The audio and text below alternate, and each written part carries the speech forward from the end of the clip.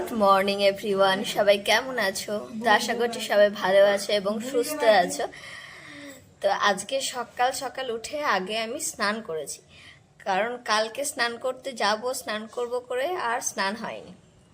আর মাথায় তো কতদিন যে স্নান করিনি তার নেই ঠিক। তো আগে সকালবেলা স্নান করেছি, তারপর শান্তি। এখনও গপু ঘুমাচ্ছে। গপুকে আজকে একটুখানি রোদে দেওয়া হয়েছে, ওর একটু ঠান্ডা ঠান্ডা লেগে গেছে, একটুখানি রোদে দেওয়া হয়েছে। তার এখানে আমার সামনেই আছে, তোমাদের দেখায়। Good morning Gopu, good morning. এসে নেই, সকাল সকাল দিদা চলে এসেছে আজকে। দিদার এসে একটাই বক্তব্য যে গপুর নাক নাকি বোচা হয়ে গেছে। দিদা ওকে রাধা রানী বলে, ওর নাকটা নাকি আমি বোঝা করে দিয়েছি। তো ওকে তো খাওয়ানো হয়নি, আগে উঠে খাওয়াবো তারপর পরিষ্কার করব।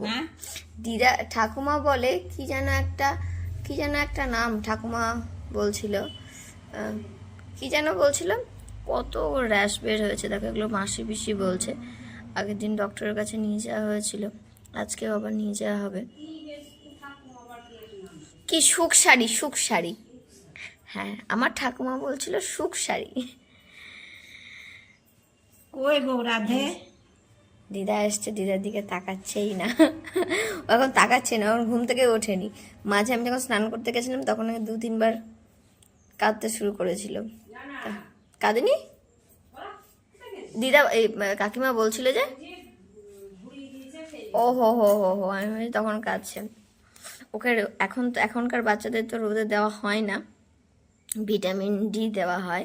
ভিটামিন ডি যে ওষুধটা আছে সেটা দেওয়া হয়, কিন্তু ওর ভীষণ ঠান্ডা লেগেছে, দেখছি কীরকম একটা আওয়াজ করছে, তার জন্য ওর পাগুলো একটুখানি রোদে দেওয়া হয়েছে। কিন্তু আমরা যখন ছোট ছিলাম, ইভেন পাপাও যখন ছোট ছিল, পাপাকে চরম রোদ দেওয়া হয়েছিল, একদম এতটাই রোদ দেওয়া হয়েছিল যে ওকে পুরো কালো করে দেওয়া হয়েছিল।